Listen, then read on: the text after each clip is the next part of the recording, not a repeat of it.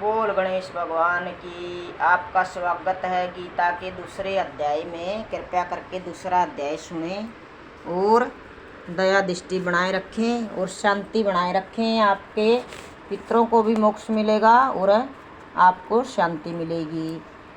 तो श्री भगवान बोले फिर कि ये लक्ष्मी, आपने ये पहले अध्याय का महात्म सुना, कल आप लोगों ने भी सुना था पहले अध्याय का महात्म। अब दूसरे अध्याय का महात्म सुनिए। तो बोले कि ठीक है, मैं सुनना चाहती हूँ कि दूसरे अध्याय का क्या महात्म है।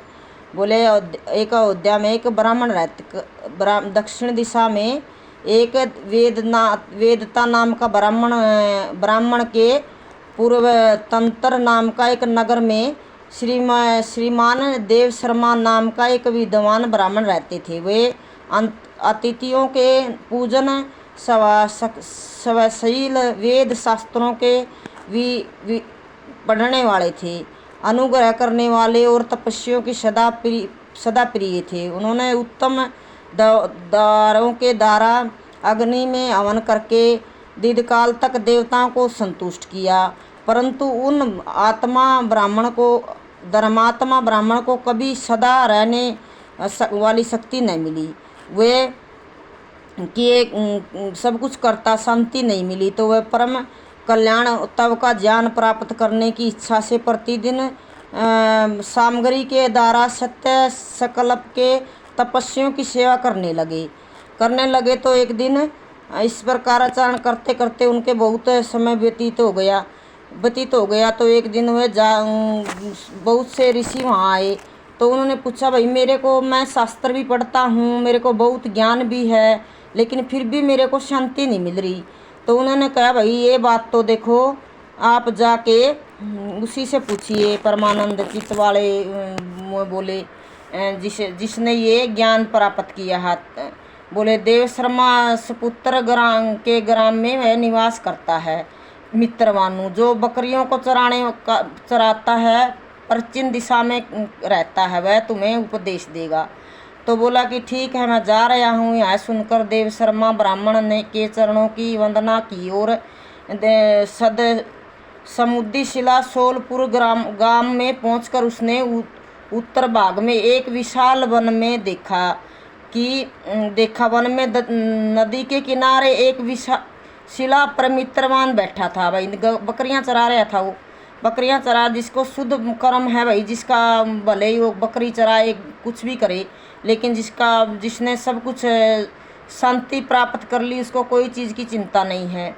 तो शिला बोला कि तू इतना शांत बैठा है, मैंने शास्त्र पढ़ लिए, वेद पढ़ लिए, लेकिन मेरा अंतकरण शुद्ध नहीं हो रहा है, फिर भी सबकी मैं सेवा करता हूँ। बोला कि भाई अंतकरण सिद्ध तो आप दया दृष्टि करके यहाँ रहिए। इस स्थान का स्वाभाविक ही छोड़कर एकमात्र यही परम ज्ञान है, भाई आप बैठिए यहाँ पर। तो उसने बिठा लिया। तो बकरी चराते चराते एक शेर वहाँ पर आ गया। तो भाई शेर आ गया तो बोला कि ये शेर बकरी को क्यों नहीं खा रहा है। बोले बकरी को तो सब बकरी तो भाग ली, डर के मारे भाग ली, और दूसरी एक बकरी वहीं खड़ी रही। तो बोला कि ये शेर मन्ना खा ले, तू घास बना ले, मेरे को कुछ नहीं चाहिए, खा लो आप मेरे को। बोले वो शेर बोला कि मैं कैसे खा लूँ तेरे को, मेरी भूख प्यास सब खत्म हो गई है। बोले भूख प्यास कैसे ख़त्म होगी। तो बोले कि ये तो मेरे को पता नहीं कैसे ख़त्म होगी। तो वो बकरियों का चराने वाला बोला कि ये क्या बात है भाई, कैसे शेर बकरी को नहीं खा सकता, तो ये ऐसी कैसी जगह है। तो भाई उसने बोला देव शर्मा ने कि आप बताओ क्या बात है। बोले देखो, मैं तो यहाँ आया था, तो मेरे को यहाँ बहुत साल हो गए रहते, और मैं यहाँ रहता हूँ और बकरी चराता हूँ और भगवान का नाम लेता हूँ, सुख शांति से रहता हूँ। इस स्थान पर आते ही मेरे मन को देश का भाव निकल गया है, भूख प्यास भी मिट गई है, इसलिए पास आने पर भी अब मैं क्या बताऊँ भाई, बकरी को क्यों नहीं खा रहा। तो बोलिया कि ठीक है भाई, आप पूछेंगे किसी और से, बहुत देर हो गई उनको सोचते सब जगह घूम लिए, सब जगह घूम लिए। तो वो एक सबसे पूछने लगे, भाई इस जगह पे ऐसा क्या है जो यहाँ पर शेर भी बकरी को नहीं खा रहा है। बोले भाई पता नहीं कि क्या बात है। फिर बड़े बड़े ऋषियों इकट्ठे हुए तो दो सब ने बातचीत करी तो सब पूछने लगे। एक बानर बैठा था,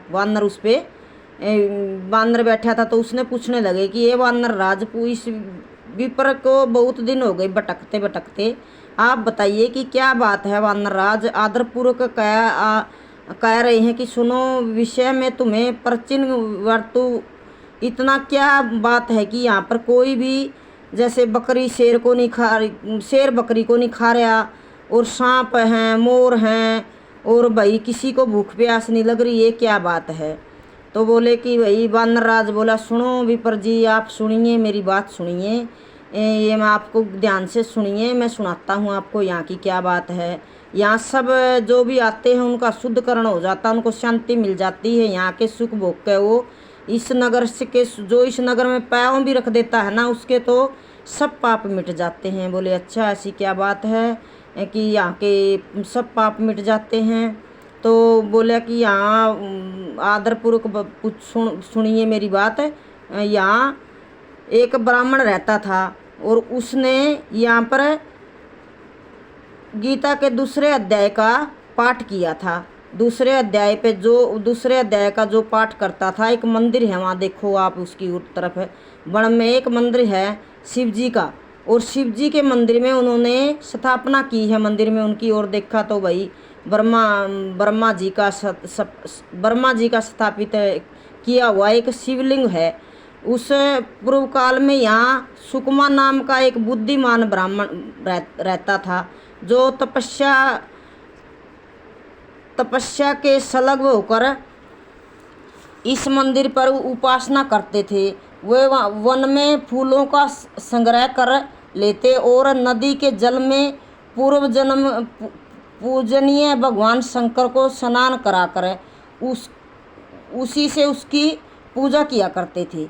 इस प्रकार आराधना कार्य करते हुए सुकमा को यह निवास करते थे। बहुत समय के बाद उसके समीप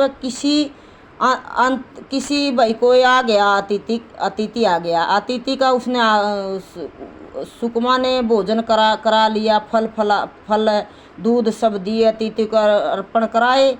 विधानु के केवल तपस्या ज्ञान की इच्छा से भगवान शंकर की आराधना करता था।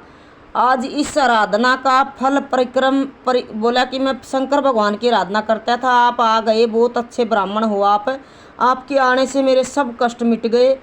जो भी अपने अच्छा इंसान अपने घर में आता है तो देखो उसके आने से भी, उसके पैर रखने से भी अपने कष्ट मिट जाते हैं। तो बोला मैं खुश हो गया, मैं शंकर भगवान की पूजा करता था, आप इतने अच्छे ब्राह्मण हो, वेदों के पढ़ने वाले हो, और आपने बहुत अच्छा काम किया, आप अतिथि बन के मेरे घर आए। देखो इसीलिए अतिथि का आदर करना चाहिए, पता नहीं किस रूप में भगवान आ जाए। तो बोला कि ठीक है सुकमा जी, आप ऐसे क्यों बोल रहे हो, अच्छी बात है। तो सुकमा जी ने ऐसे करते करते उसकी आत्मा में सभी परमात्मा उसके सुकमा के मधुर वचन सुनकर तपस्वी धनी महात्मा अतिथि को बड़ी प्रशंसा हुई। उन्होंने एक शिलाखंड पर गीता का दूसरा अध्याय लिख दिया और ब्राह्मण को उसके पाठ व अभाव के लिए ज्ञान देते रहे। तो ब्राह्मण उसका दूसरे अध्याय का पाठ करते रहे तो आत्मज्ञान संबंधी मनोरथ उसके सब पूर्ण हो गए। और देखते देखते वो जो आया था तपस्वी, वो अंतर ध्यान हो गया। उसके आदेश के अनुसार निरंतर गीता के दूसरे अध्याय का आरंभ करने लगा। तनातर दीर्घ काल तक वह यहाँ पृथ्वी पर अपना जीवन व्यतीत करने लगा। आत्मज्ञान प्राप्ति हुई और फिर वह जहाँ भी गया वहाँ का तपोवन शांत हो गया और सिद्ध युग और राग देश आदि की बाधाएं दूर हो गई। भाई सब संकट जो भी है, रोग दोष, जिसमें बीमारी सिमारी सब दूर हो गई। इतना ही नहीं, जिन स्थानों पर हो गया भूख प्यास का कष्ट भी जाता रहा। और भय का भी अभाव वह चला गया। अतिथि दूसरे अध्याय का जाप करने वाले सुकमा ब्राह्मण की तपस्या का यही प्रभाव समझो। मित्रवानु कहता है, वानरराज के यों कहने पर ही शतानकपुर बकरी और बकरी के साथ उन मंदिर की ओर गया और वहां जाकर शिलाखंड पर लिखा हुआ गीता के दूसरे अध्याय को मैंने देखा और पढ़ा। उसकी आहुति देने से तपस्या का पार पा लिया और बद्रपुरुष इस भी सदा तीसरे अध्याय की ही आहुति किया करो। ऐसा कहने पर मुक्ति तुमसे दूर नहीं है। श्री भगवान कहते हैं, प्रिय मित्रवान के इस प्रकार आदर्श देने पर देव शर्मा ने उनका पूजन किया और उनके प्रणाम करके पूर्वनंदनपुर की राह ली। वह किसी देवशाला में आत्मज्ञान को पाया और यहाँ के सब सुख भोग कर वो वैकुंठ को गया। इससे उपदेश पाकर शुद्ध अंतकरणमयी हुई। सुकमा प्रतिदिन बड़ी श्रद्धा के साथ दूसरे अध्याय का पाठ किया करते थे और उनके पितरों को भी मोक्ष मिला और यहाँ के सब सुख भोग के वो वैकुंठ में गया। ये श्री विष्णु भगवान दूसरे अध्याय का पाठ करते हैं, उनका अंतकरण भी शुद्ध हो जाता है और उनके पितरों को भी मोक्ष मिलता है और उनके घर में सब सुख शांति होती है। देखो भाई, दूसरा अध्याय था, आज गीता का दूसरा अध्याय था। गीता के दूसरे अध्याय का इतना प्रभाव है, जो भी पाठ करेगा उसके भूख प्यास सब मिट जाएगी और उसके सब कष्ट मिट जाएंगे और उसके पितरों को मोक्ष होगा। जय हो पितृदेव की जय।